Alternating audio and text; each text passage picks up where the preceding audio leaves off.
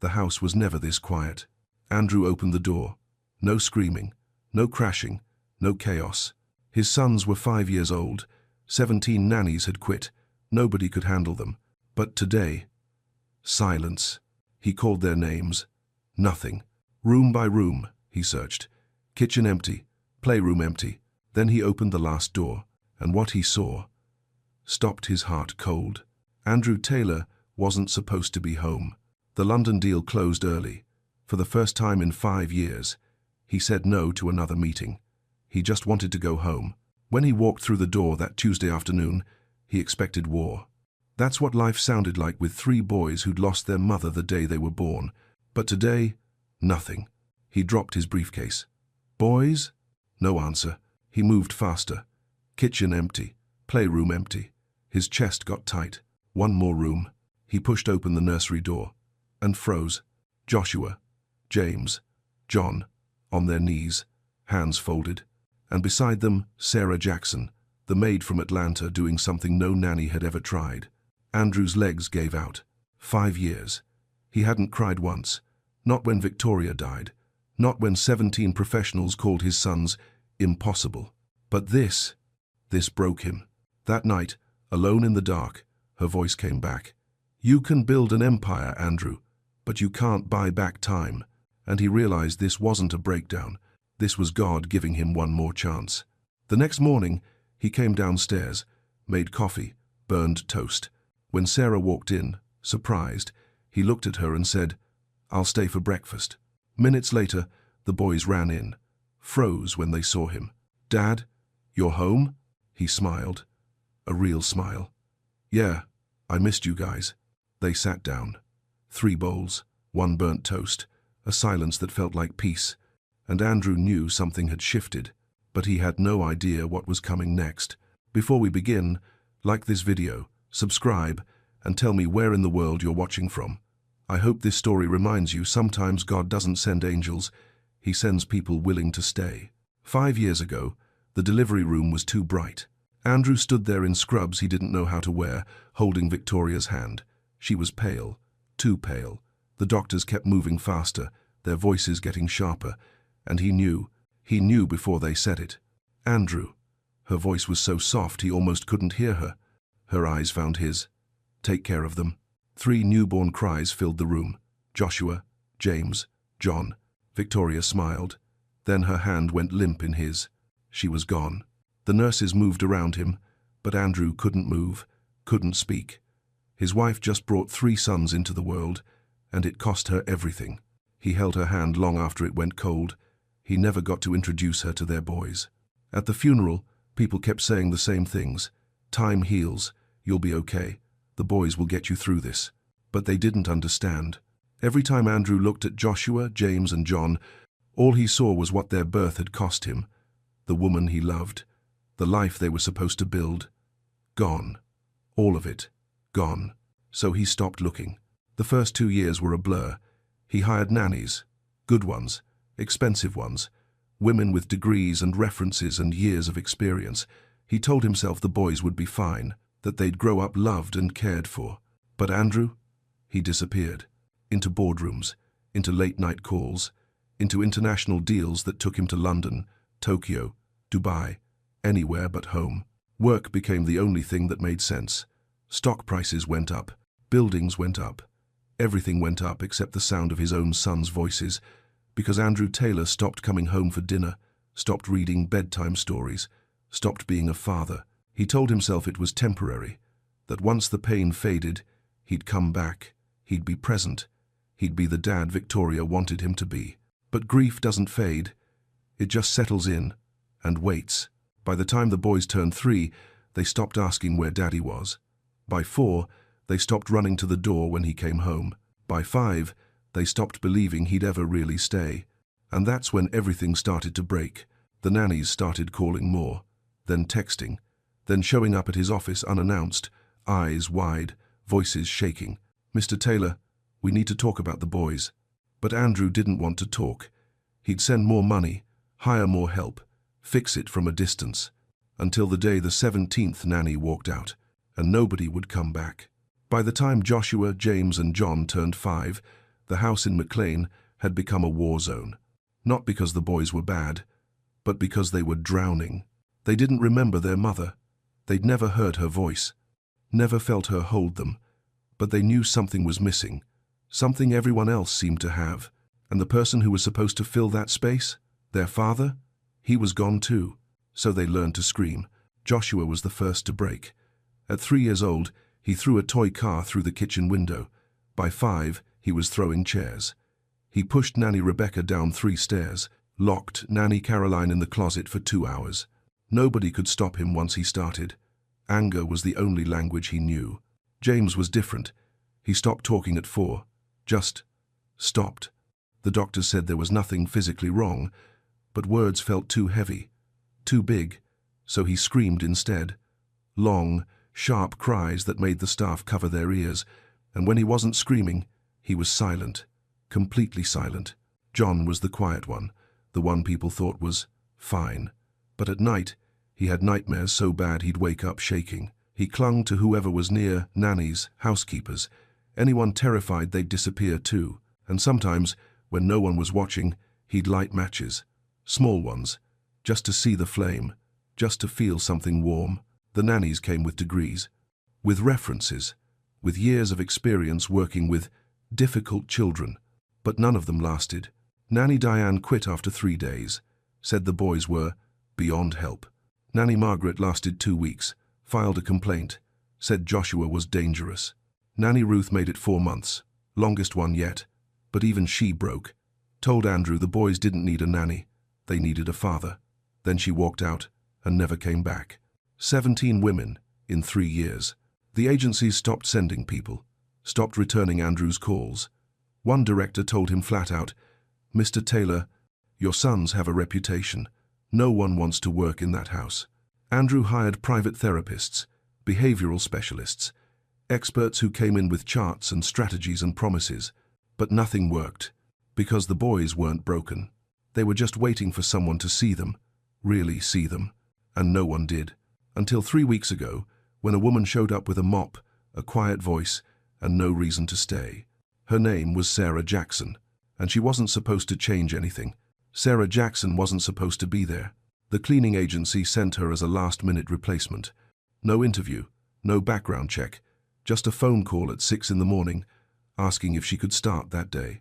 She showed up at the McLean house with a small bag, a reference letter from a church shelter in Atlanta, and a quiet good morning that nobody really heard. Andrew barely looked up from his phone. "You're the new maid?" "Yes, sir." "Good. Just clean what you can. Stay out of the boys' way." He left for the office 10 minutes later. Sarah stood in the big, silent house and took a breath. She'd cleaned plenty of homes before, rich ones, empty ones. Homes where people lived but didn't really live. This one felt different, colder. She started in the kitchen, scrubbed counters, swept floors, folded laundry no one had touched in days. Everything was expensive, everything was clean, but nothing felt warm. Then she heard footsteps. 3 boys appeared in the doorway, staring at her, not saying a word. "Hi," she said softly. "I'm Sarah." Joshua, the oldest by 2 minutes, tilted his head, then picked up a plate and threw it at her. It shattered against the wall behind her head. Sarah didn't flinch, didn't yell. She just looked at him. "You done?" He blinked. No one had ever asked him that before. James started screaming. No words, just sound, high-pitched and sharp. Sarah stayed still, waited, let him get it out. John walked over, grabbed her mop, and locked her in the supply closet. She heard the lock click, heard their footsteps run away, heard laughter echo down the hall. Most people would have called Andrew, quit on the spot, packed their bags and left. Sarah sat down on a bucket in the dark closet, pulled out her phone, and prayed. 20 minutes later, the housekeeper found her and let her out. "You all right?" the woman asked, eyes wide. Sarah nodded. "Yeah, I'm fine. You're not gonna quit?" Sarah looked down the hall where the boys had disappeared. "No, not yet." That night, after everyone went to bed, Sarah walked upstairs. The boys' rooms were at the end of the hall. She could hear them. Whispers. Movement. No sleep. She knocked softly. "Can I come in?" Silence. She opened the door anyway. All 3 boys were awake, sitting on their beds, staring at her like she was a ghost. Sarah didn't say anything at first. She just walked over, pulled their 3 beds together, sat down on the edge. "You can test me," she said quietly. "You can throw things, scream, lock me in closets. I get it." Joshua narrowed his eyes. "You're gonna leave. Everyone does." Sarah looked right at him. "I'm not everyone." James made a sound, not a scream, something softer, like he wanted to believe her but didn't know how. John climbed under his blanket and turned away. Sarah stayed there for a while, didn't force anything, didn't try to fix them, just sat, present, still. Then she started talking, told them a story about 3 baby birds who fell from their nest during a storm, how they were scared, how they didn't think anyone would find them, but someone did, someone stayed. By the end, Tommy had stopped fidgeting, James's breathing had slowed, and John, he'd turned around, listening. When Sarah stood to leave, Joshua spoke, voice small. "Are you coming back tomorrow?" She looked at him. "Yeah, I'll be here." "Promise?" "Promise." The next morning, Sarah found a small grey rock on her pillow, a smiley face drawn on it in red crayon. No note, but she knew. It was from John, and for the first time in 3 years, something in that house started to soften. But Sarah had no idea what was coming. The first week, Sarah learned their rhythms. Joshua got angry when things were too loud, so she started humming, soft, low, just background noise that somehow made him breathe slower. James drew when he couldn't speak. She found old sketch pads in the storage room, left them on the kitchen table with colored pencils, never said a word about it, just let them be there. John collected rocks.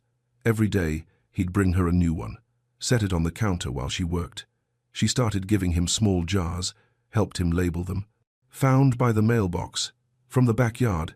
He never said thank you, but he'd smile, just a little. The staff noticed, whispered to each other when Sarah walked by.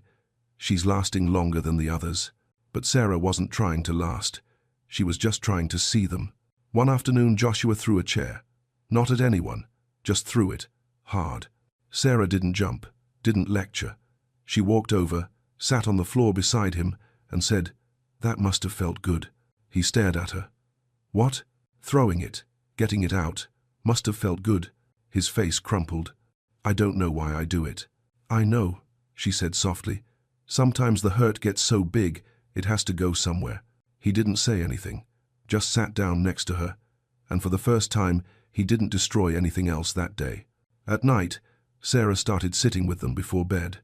She didn't read books, didn't lecture, she just talked, quiet, easy, about nothing and everything.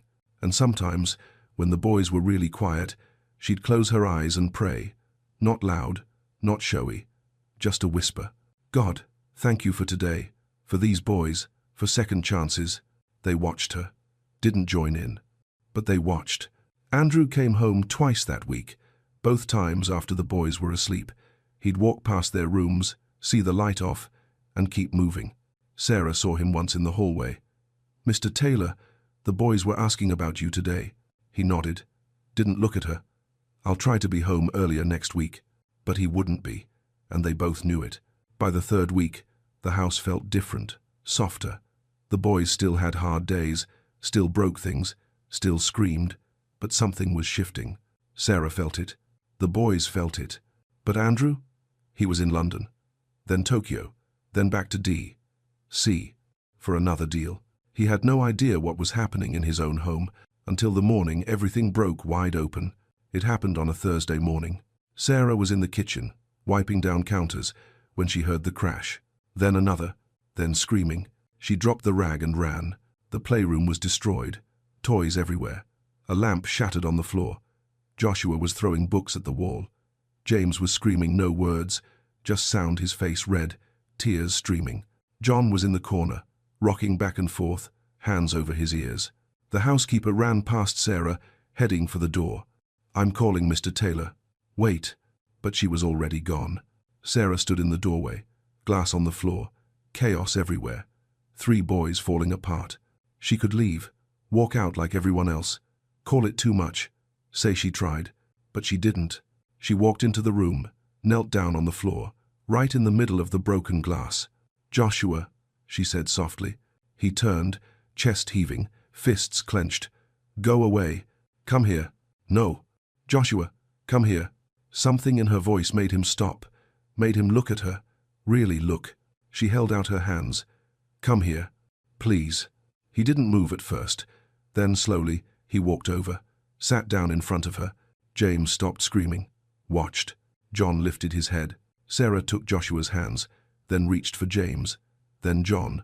All three of them, sitting in a circle on the floor, surrounded by broken things. "Close your eyes," she whispered. They didn't understand, but they did it anyway. Sarah bowed her head. "God, we're really angry right now. We're scared. We don't understand why things hurt so much." Joshua's breath hitched. "But we're here, and you're here, and that's enough." James's shoulders started shaking. "Thank you for helping us.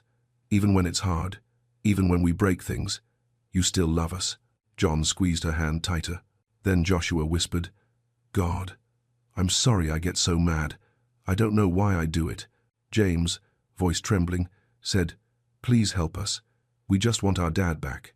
John didn't say anything, just cried, quietly, finally letting it out. Sarah held them, all three, and for the first time in years, the house was completely still, not empty. Still, that's when she felt it. Someone watching. She looked up.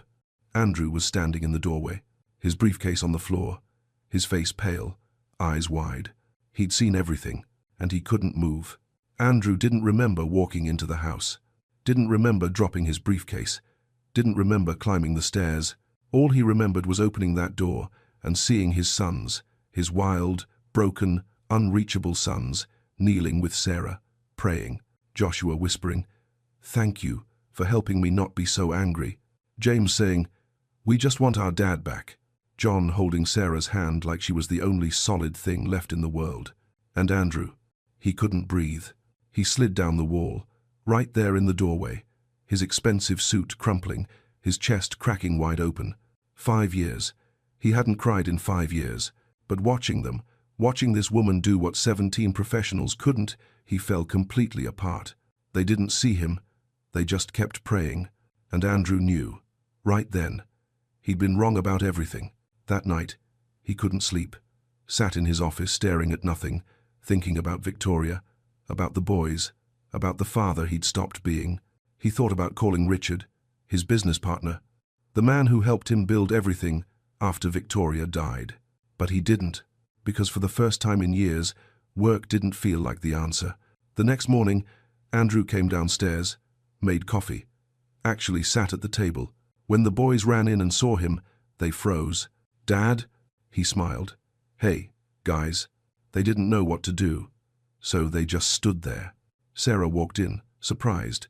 "Mr. Taylor, you're home." "Yeah," he said quietly. "I'm home."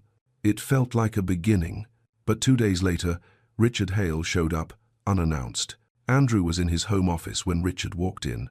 No knock, no warning. His face was tight. "We need to talk." Andrew looked up. "About what?" Richard pulled out his phone, showed him a photo.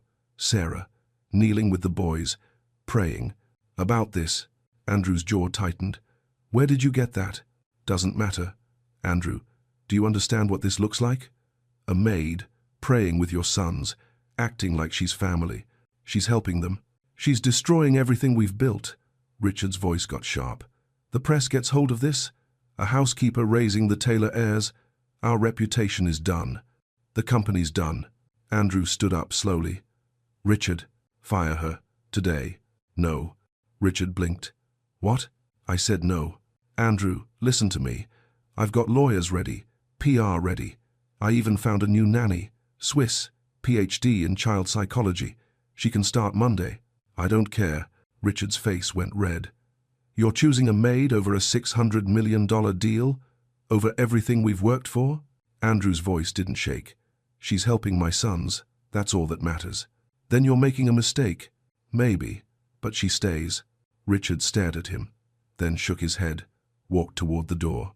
But in the hallway, Sarah stood frozen, holding folded towels. She'd heard every word, every single word. And that night, she made a choice Andrew would never see coming. Sarah didn't sleep that night. She sat on the edge of her bed, staring at the small bag she'd brought from Atlanta.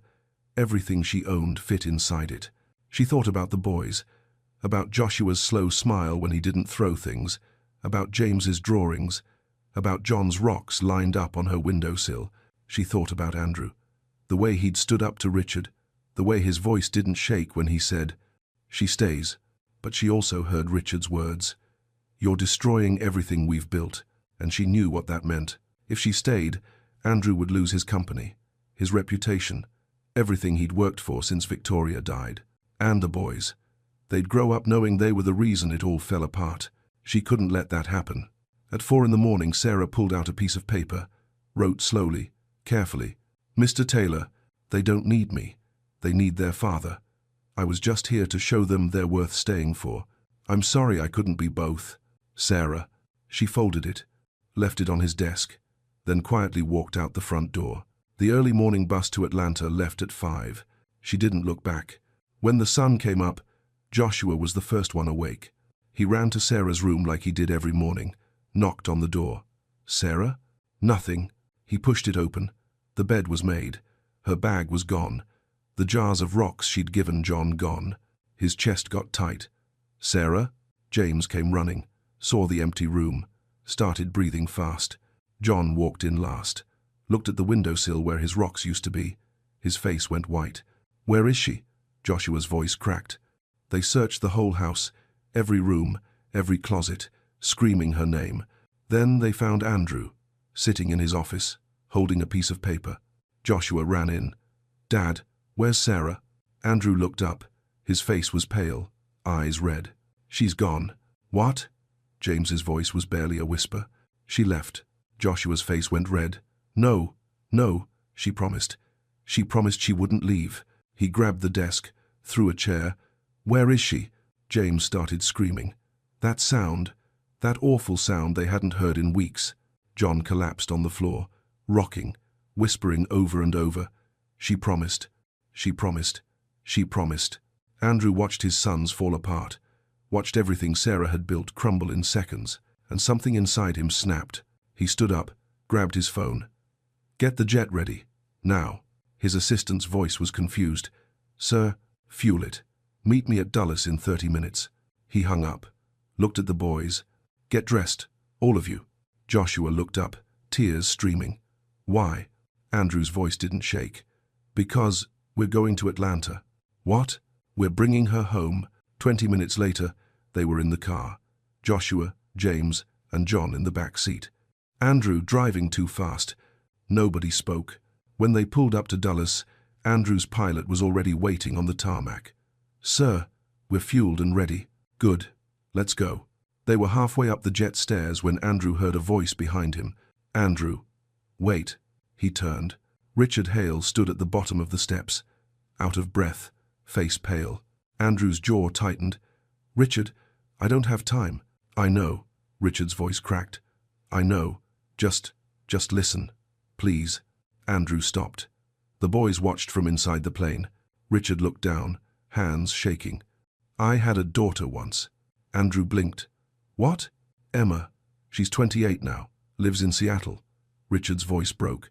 "She stopped calling me 5 years ago, stopped texting, stopped trying." "Richard, I chose the company over her. Every single time." His eyes were red. "Every birthday, every graduation, every time she needed me, I was in a meeting, closing a deal, building something that didn't matter." Andrew didn't move. "She got married last year." Richard wiped his eyes. "I wasn't invited. Didn't even know until I saw the photos online." The silence was heavy. Richard looked up at the boys, then back at Andrew. "Don't make my mistake. Don't lose them because you're afraid of what people think." He took a breath. "Go get her." Andrew's throat tightened. He nodded once. "Thank you." Richard stepped back, watched as the jet door closed, watched as it pulled away. For the first time in 30 years, Richard Hale stood alone on a tarmac and cried. Inside the plane, the boys were quiet. Joshua held a crumpled drawing. James clutched a rock. John stared out the window, whispering, "Please let her be there, please." Andrew looked at them. His sons. The ones he'd been too afraid to love. "She'll be there," he said quietly. "And we're not leaving without her." 2 hours later, they landed in Atlanta. A car was waiting. Andrew gave the driver one address: Auburn Avenue, the old brick church. Joshua sat forward. How do you know she's there? Andrew looked out the window. Because that's where people go when they need to pray. 15 minutes later, the car stopped. Small brick building, wooden doors, quiet street. Andrew stepped out. The boys followed. He pushed the door open slowly, and there she was, kneeling at the front, alone, head bowed, praying through her tears. She didn't hear them at first. Then Joshua's voice shattered the silence. Sarah. Sarah's head lifted. She turned, eyes wide, disbelief flooding her face. And then they ran. Joshua, James, John, all three crashing into her arms, holding on like she was the only thing keeping them from falling apart. You left, Joshua sobbed into her shoulder. You promised. I'm sorry. I'm so sorry. James couldn't speak, just cried, held her tighter. John whispered, I thought you weren't coming back. Sarah pulled them closer. I'm here. I'm right here. Andrew stood at the back of the church, watching, throat tight. Then he walked forward, slowly, each step heavier than the last. Sarah looked up, saw him, her eyes filled with tears. He stopped a few feet away, knelt down. I let you go, he said, voice breaking. I told Richard no, but I didn't fight hard enough. I didn't tell you. He swallowed hard. I didn't tell you that we need you, that I need you. Sarah's breath caught. I haven't been a father to them, Andrew continued. I've been a ghost, running from everything that hurt. But you showed me what love actually looks like. You showed them they matter. His voice cracked. Please, come home, not as the maid, as family. The boys held their breath. Sarah wiped her eyes, looked at Joshua, at James, at John. Then she looked at Andrew. Yes, she whispered, I'll come home. Andrew exhaled, relief washing over him like a wave. Joshua smiled through his tears. James let out a breath he'd been holding for days. John reached for Sarah's hand and didn't let go. They sat there in that quiet church, 4 broken people, learning what it meant to be whole again. 3 months later, the McLean house felt different, warmer, alive. Andrew came home for dinner every night, sometimes early. The boys still had hard days, still broke things sometimes, but they were healing. One evening, Andrew gathered them in the living room. Sarah sat on the couch, confused. He knelt in front of her, the boys beside him. You didn't just teach them to pray, Andrew said quietly. You taught me how to be present, how to stay, how to choose love over fear. He pulled 3 small envelopes from his pocket, handed them to the boys. They wanted to ask you themselves.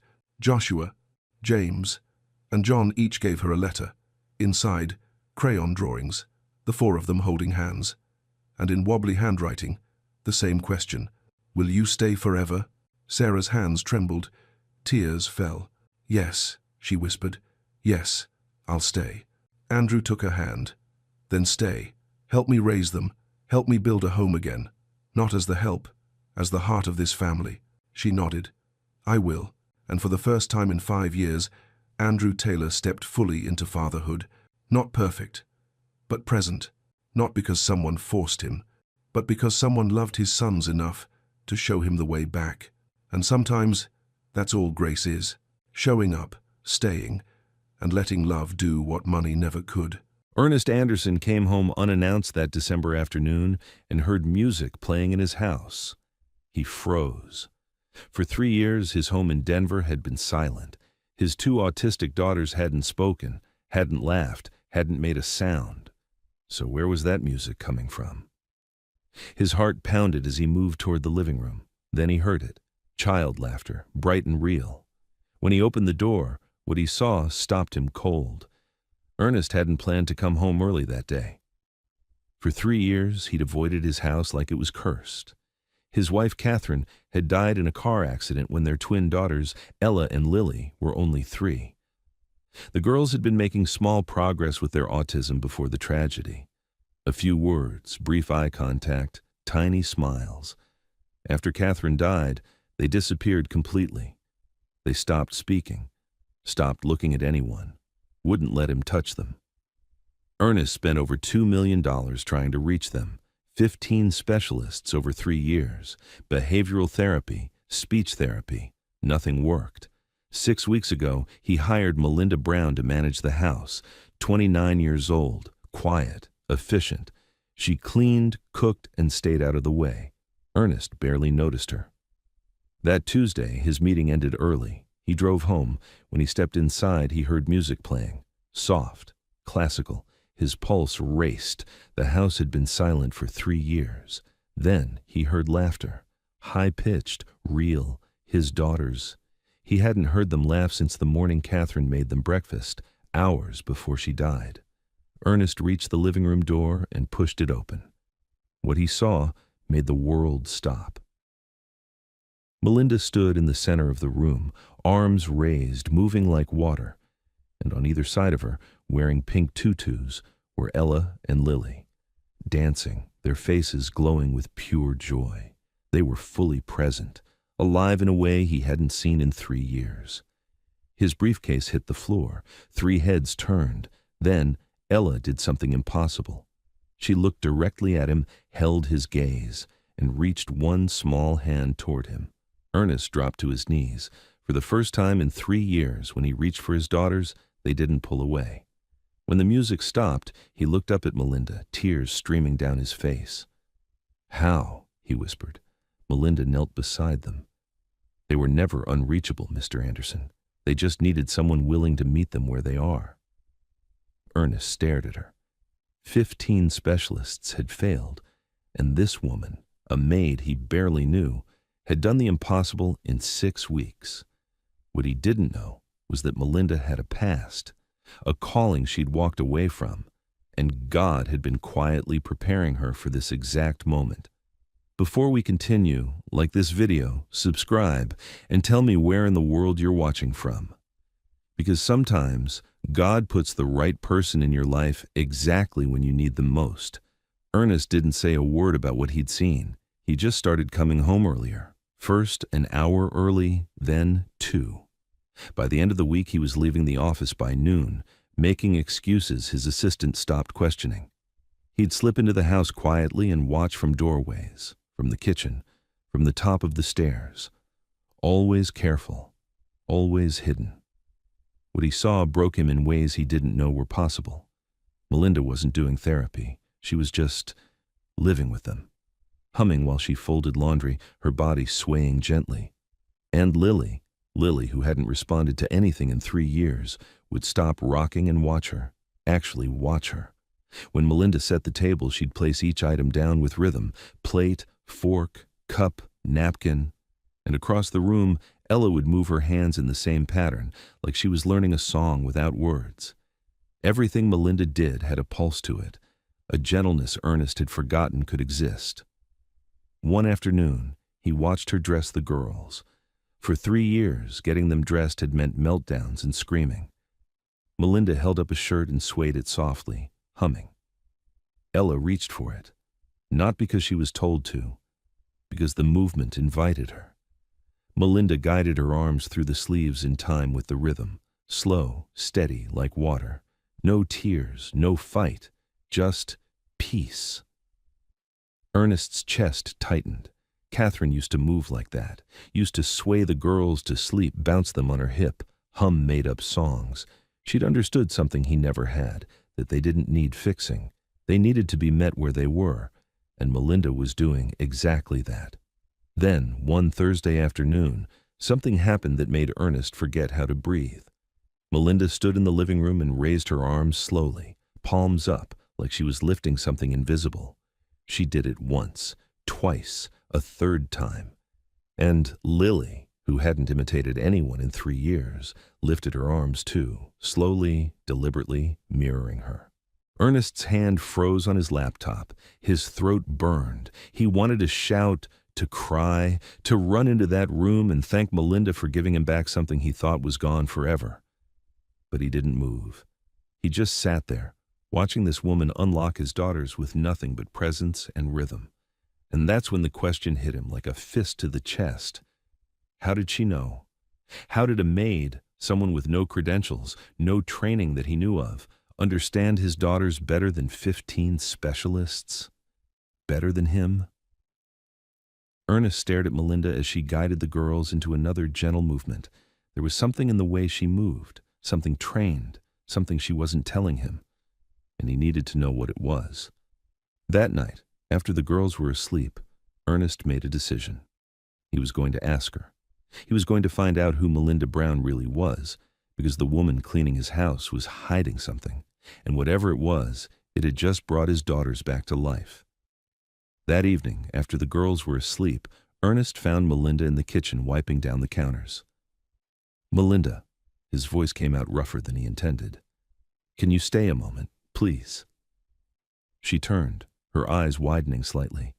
In 3 years of employing various staff, Ernest had never asked anyone to stay after hours, never had a real conversation beyond scheduling and instructions. "Of course, Mr. Anderson." She set down the cloth, her hands folding neatly in front of her. He gestured to the small table by the window. "Sit, please." They sat across from each other in the dim kitchen light, and for a long moment, Ernest didn't know how to start. How do you ask someone to explain a miracle? "Where did you learn it?" he finally said. "What you do with them, the way you move, the way you reach them." Melinda's face went very still. She looked down at her hands. "I don't mean to overstep by asking," Ernest continued quickly. I need to understand. 15 specialists over 3 years couldn't do what you've done in 6 weeks. Mr. Anderson?" "Ernest, please." She looked up at him then, and he saw something in her eyes he hadn't noticed before. Pain. Deep, old pain that mirrored his own. "I wasn't always a maid," she said quietly. The words hung in the air between them. "I worked as a dance and movement therapist for 3 years. Children with special needs, mostly on the autism spectrum. I specialized in nonverbal communication." She paused, her jaw tightening. "I was good at it. Really good. Until I wasn't." Ernest leaned forward, his heart pounding. "What happened?" "Burnout." The word came out like a confession. "I took every failure personally. Every child I couldn't reach felt like I'd failed them. After 3 years, I just broke. I walked away 2 years ago and took domestic jobs to heal, to step away from the weight of it all." Ernest felt like he'd been punched in the chest. "You're a trained therapist." "Was," she corrected softly. "I gave up my license. I'm not practicing anymore." "But you saw it. From the first day, you knew what Ella and Lily needed." Melinda nodded, her eyes filling with tears. "I saw it immediately. The way they moved, the way they retreated. I knew traditional verbal approaches would keep failing them, but I was terrified to say anything. Who would believe the maid?" Ernest's hands clenched on the table, not from anger at her, from rage at himself. "I've been paying you minimum wage to clean floors while you've been doing what I paid specialists 6 figures to fail at." "Mr. Anderson," "Ernest," his voice cracked. "You gave me back my daughters, Melinda, and you did it thinking you had to hide who you really are because I was too blind to see you." She looked away, a tear sliding down her cheek. "Teach me," Ernest said suddenly. "Teach me how to reach them, how to be present with them the way you are." Melinda met his eyes. "It's not about technique, Ernest.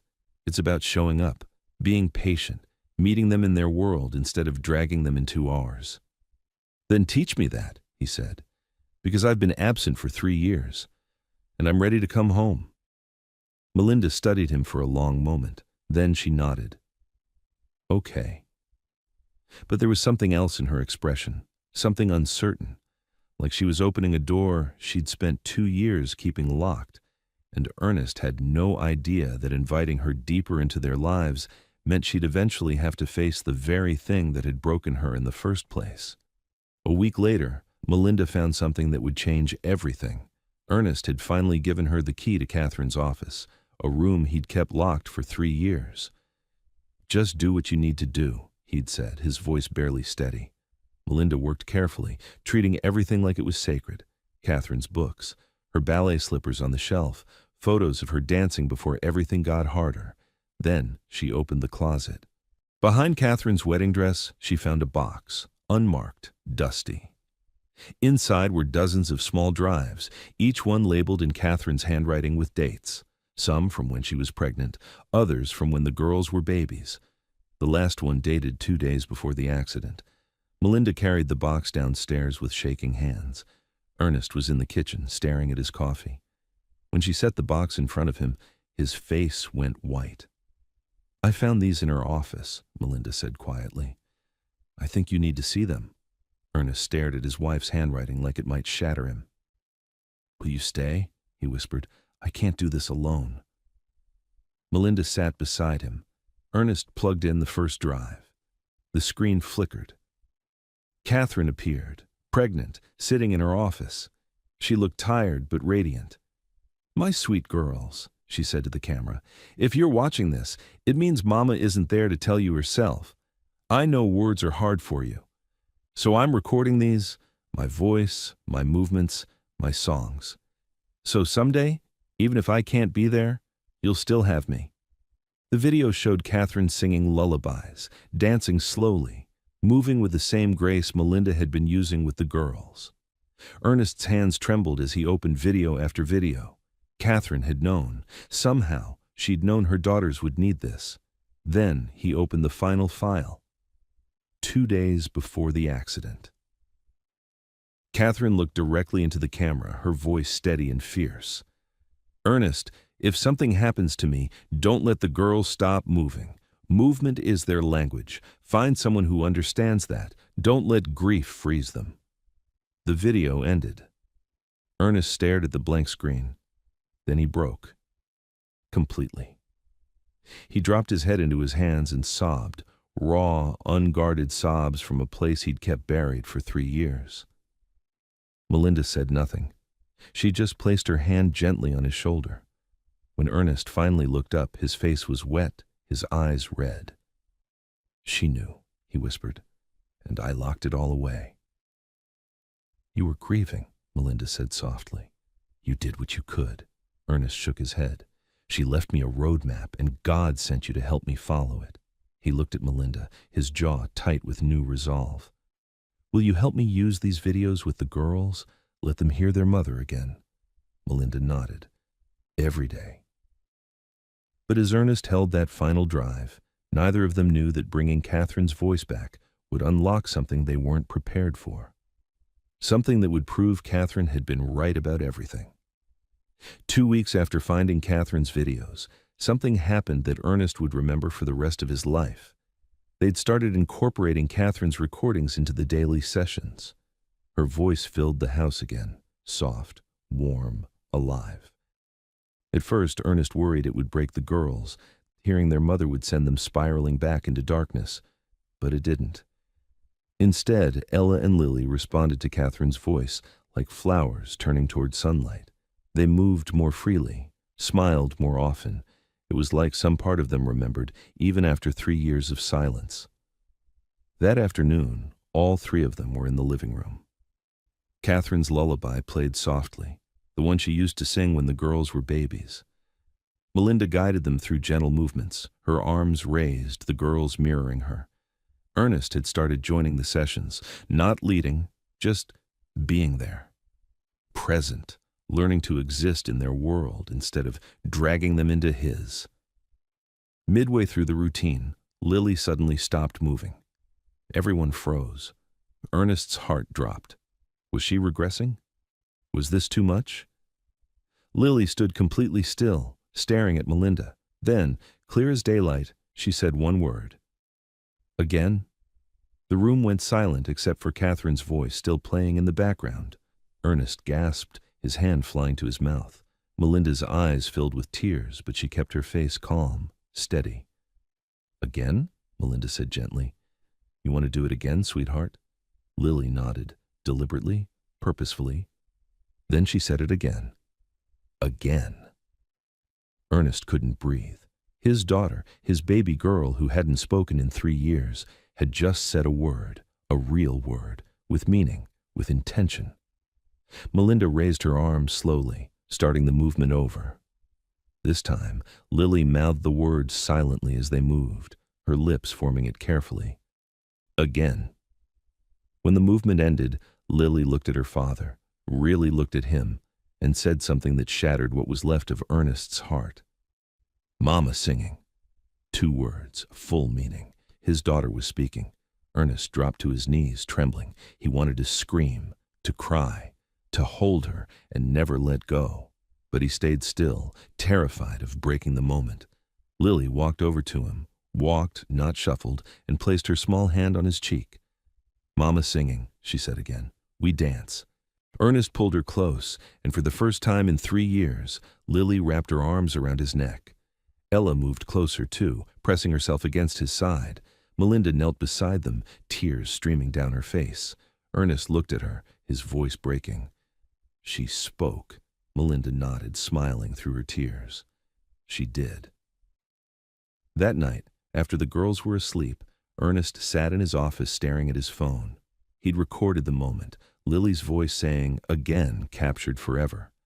He should have been celebrating, shouting from the rooftops, calling everyone he knew. But instead, a dark thought crept into his mind. What if someone tried to take this away? What if someone decided Melinda's methods were dangerous, unproven? He thought of Dr. Morrison, the lead behavioral therapist he'd paid $180,000 over 3 years, the one who'd told him nonverbal regression was likely permanent. She didn't know about Lily's breakthrough yet, but when she found out, what would she say? Ernest stared at Melinda's number in his phone. She'd given him everything, but he'd never told her she was more than staff, never told her she was family. And that silence might cost him everything, because the world didn't always celebrate miracles. Sometimes it questioned them. Dr. Morrison showed up unannounced 3 days after Lily spoke her first words. Ernest had made the mistake of sending her a video. Subject line: she spoke. He'd been too excited to think clearly, too grateful to consider the consequences. Dr. Morrison didn't congratulate him. She demanded to observe Melinda's methods in person. Ernest tried to say no. But 3 years of conditioning, 3 years of trusting credentials over instinct, made him agree. That afternoon, Dr. Morrison sat in the corner of the living room, her face unreadable as she watched. Melinda guided Ella and Lily through their routine. Catherine's voice played softly. The girls moved with focus, with joy. Lily used her new words. Again, more, Mama singing. Ella showed clear engagement, her eyes bright and present. To anyone else, it would have looked like a miracle. Dr. Morrison saw something different. After the session, she pulled Ernest into the hallway, her expression severe. Mr. Anderson, what I just witnessed is dangerous. Ernest blinked. Dangerous?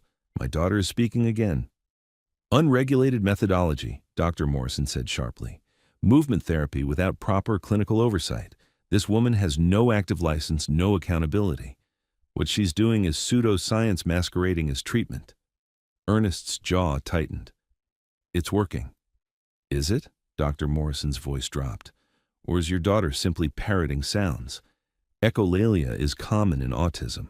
This could be meaningless repetition, not true communication. And encouraging it without proper assessment could cause regression worse than before. Ernest felt his stomach turn. You're saying she's not really speaking? I'm saying you're gambling with your daughter's futures. Dr. Morrison glanced toward the living room where Melinda was cleaning up. That woman is playing therapist without credentials. I have an ethical obligation to report this to Child Protective Services. The words hit Ernest like ice water. You're threatening to call CPS? I'm protecting your children from harm. Dr. Morrison's face softened slightly. Ernest, I understand you're desperate, but you've invested 3 years in evidence-based approaches. Don't throw that away for unproven methods delivered by domestic staff. Ernest stood there, caught between 2 realities. Dr. Morrison represented everything he'd been taught to trust: degrees, institutions, clinical distance. She'd taken $180,000 of his money over 3 years and produced nothing but reports and cautious prognoses. Then he thought of Melinda. No credentials on his payroll, just presence, just patience, just 3 years of training she'd walked away from because she cared too much. And his daughters, actually present, actually responding, actually alive for the first time since Catherine died. Ernest looked Dr. Morrison in the eye. "You had 3 years," he said quietly. 3 years and $2 million. You gave me charts and clinical assessments, but you never gave me hope. Mr. Anderson, Melinda gave me my daughters back in 6 weeks. His voice was steady now, certain. She learned their language. You tried to force them to learn yours. Dr. Morrison's face hardened. You're making a mistake. Then it's mine to make. Ernest moved toward the door, opening it. We're done here, Dr. Morrison. Send whatever reports you need to send, but you're not coming back into my house. She stared at him, stunned. Then she gathered her things and left without another word. Ernest stood in the empty hallway, his heart pounding. He'd just chosen an unlicensed maid over a board-certified specialist. He'd just bet everything on something he couldn't explain to anyone who hadn't witnessed it. And he had no idea if he'd just saved his daughters or destroyed them. From the living room, he heard Lily's voice. Daddy come. His daughter. Calling him. With words. Ernest walked back into the room where Melinda stood with both girls, uncertainty written across her face. She'd heard everything.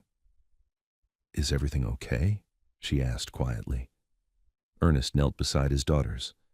Everything's perfect. But the look in Melinda's eyes told him she didn't believe it. And deep down, Ernest knew the truth. Dr. Morrison wasn't done, and the battle for his daughter's future had just begun. 3 days after Dr. Morrison's visit, Ernest found Melinda packing. He'd come home early, as usual. But instead of finding her in the living room with the girls, he heard movement upstairs. When he reached her room in the guest wing, the door was open. Her belongings were in boxes. Ernest's chest tightened. What are you doing? Melinda didn't turn around.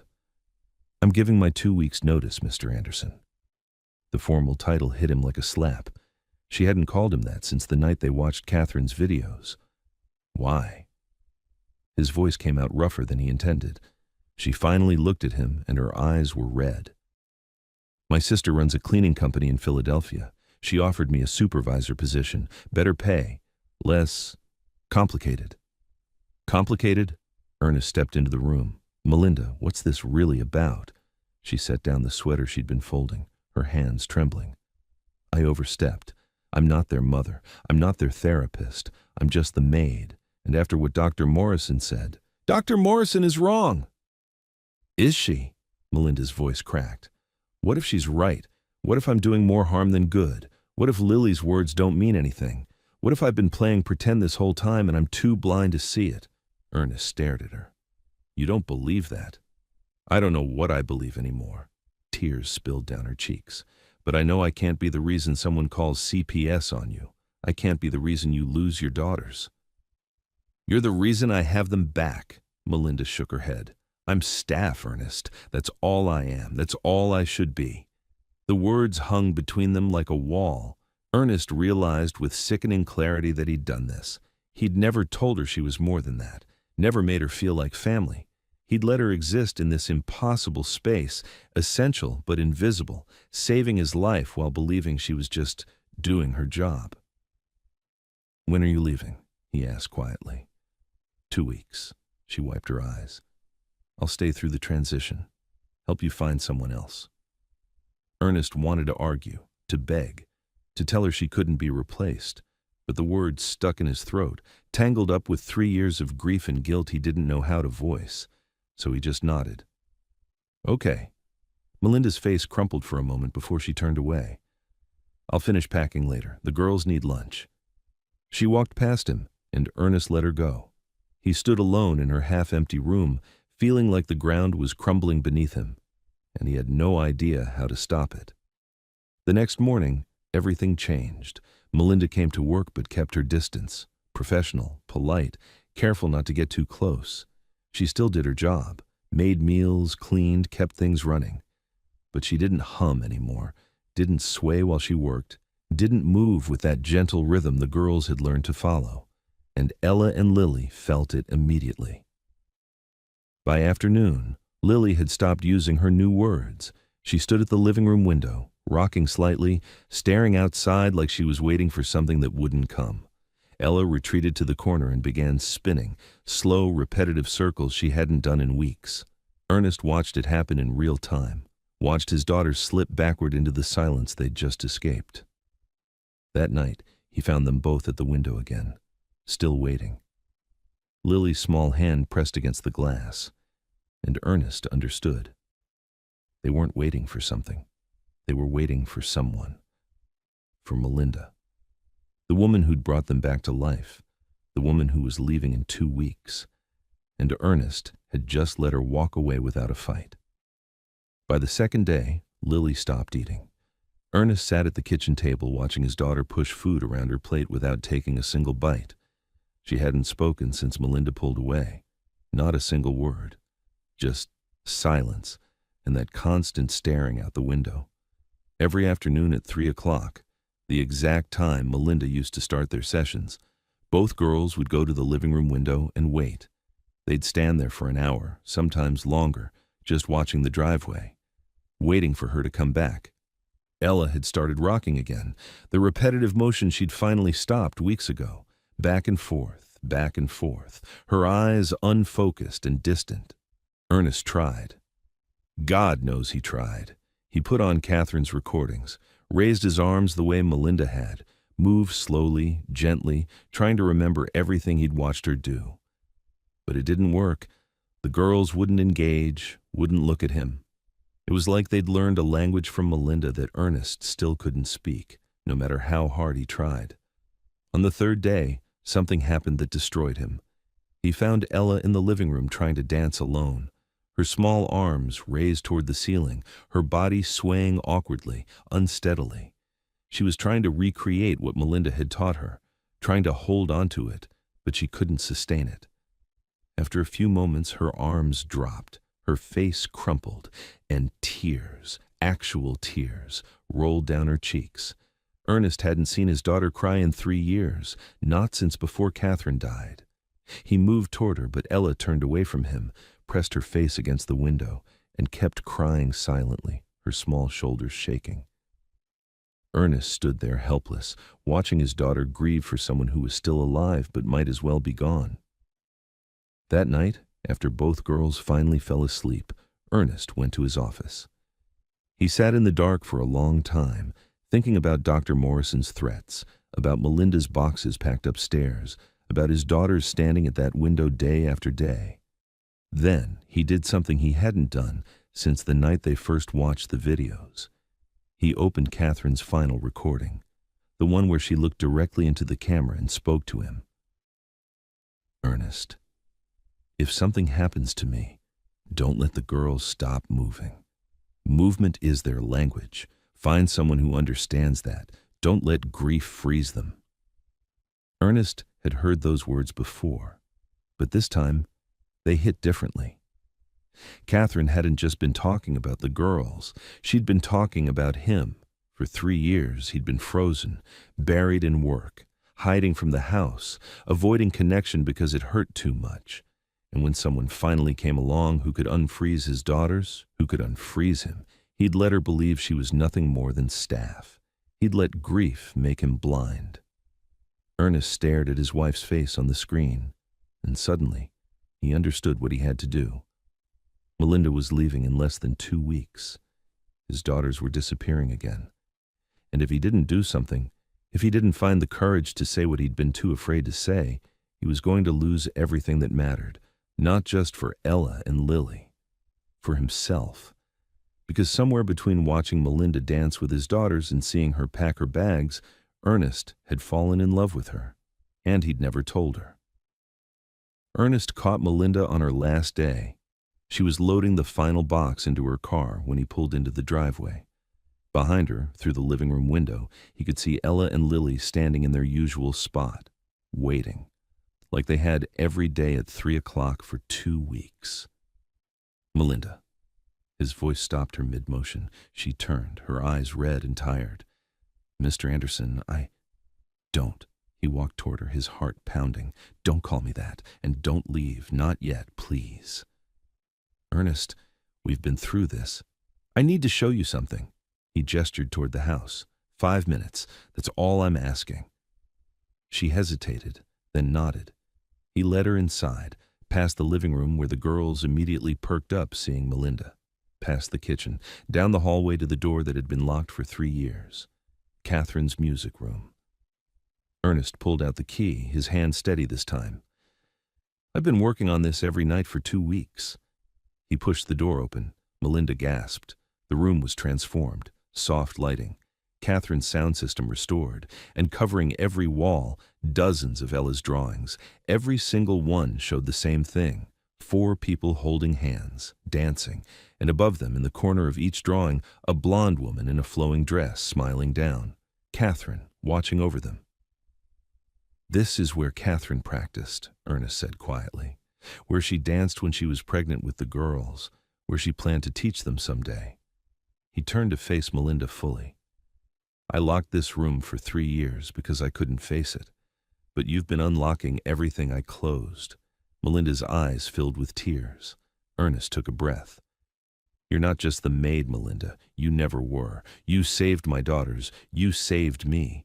And I let you think you were nothing more than staff, because I was too afraid to admit what was really happening. Ernest, I'm in love with you." The words came out raw, honest.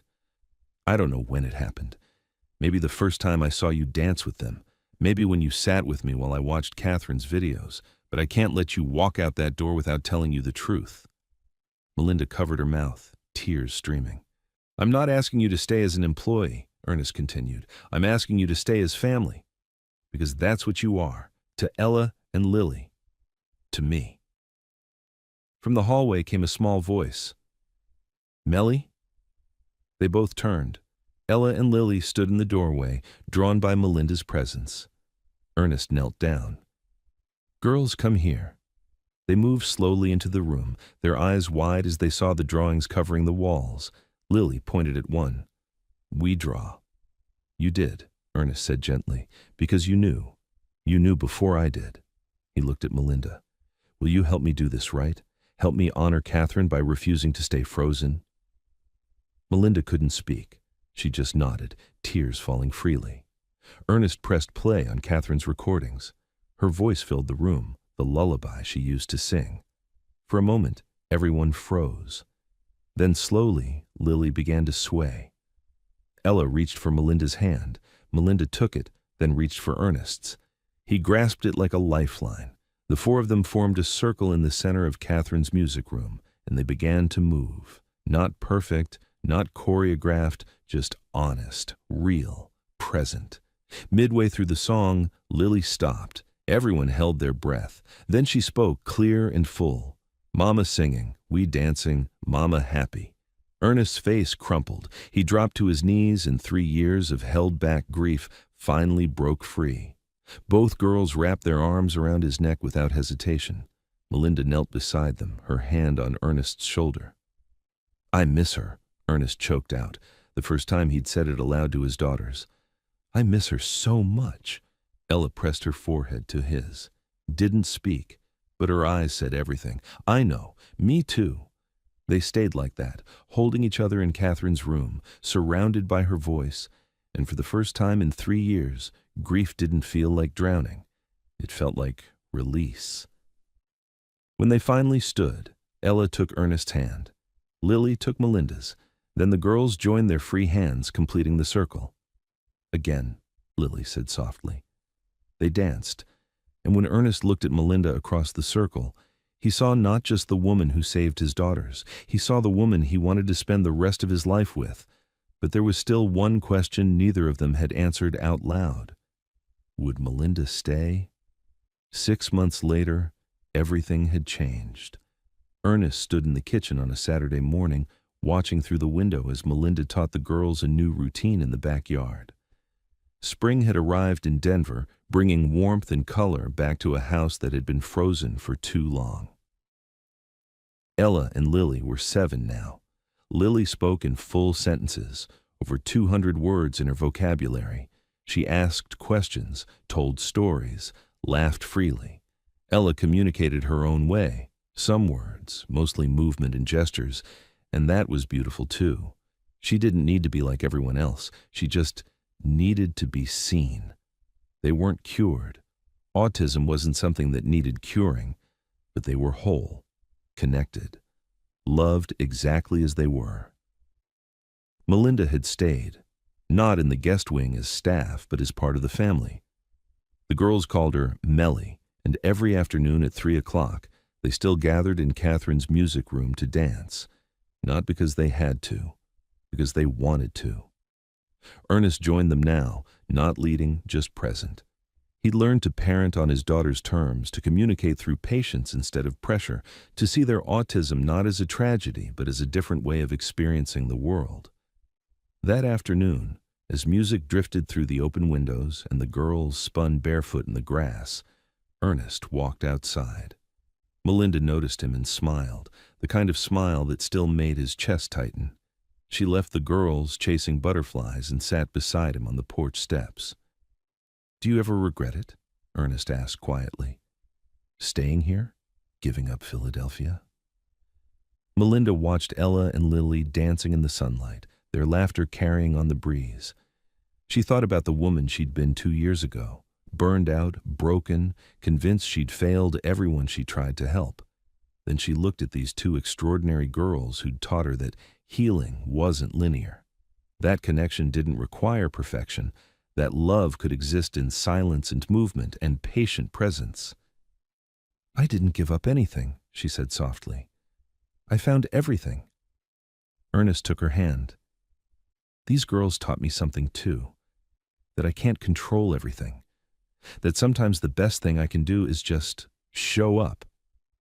"And you do," Melinda said, "every single day." From across the yard, Lily called out, "Daddy, Melly, come dance." Ernest and Melinda stood. As they walked toward the girls, Ella ran up and grabbed both their hands, pulling them into a circle. Catherine's old music played from the speaker Ernest had brought outside. And there, in the backyard where grief had once made everything gray, 4 people danced together. Not perfect, not choreographed, just real. Ernest looked at Melinda, and she looked back. In her eyes, he saw the future, messy and beautiful and full of grace. Later that evening, after the girls were asleep, Ernest found the photo Melinda had taken that afternoon. All 4 of them mid-spin, arms raised, faces bright with joy. He placed it on the mantel beside Catherine's portrait. 2 images, 2 chapters of love, both true, both sacred. Beneath the new photo, Ella had written in careful letters, "We dance, we love, we family." Ernest traced the words with his finger. For 3 years he'd believed healing meant forgetting, that moving forward meant leaving Catherine behind. But his daughters had taught him something better. Healing didn't mean forgetting. It meant transforming pain into presence. It meant honoring what was lost by choosing to fully live. Catherine's voice would always be part of their story. Her love hadn't ended when she died. It had just learned new steps. And standing in his living room, looking at the 2 portraits side by side, Ernest understood what God had been whispering all along. Love doesn't replace love. It multiplies. Grace doesn't erase grief. It walks beside it. And sometimes the miracle you're praying for doesn't look like what you expected.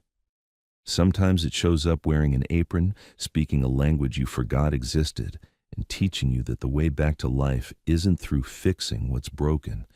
It's through learning to dance again.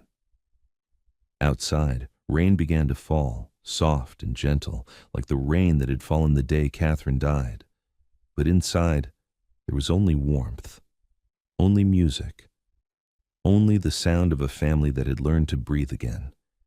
And in that Denver home, beneath a sky that had seen so much sorrow, healing danced on, barefoot, imperfect, and beautifully, beautifully real.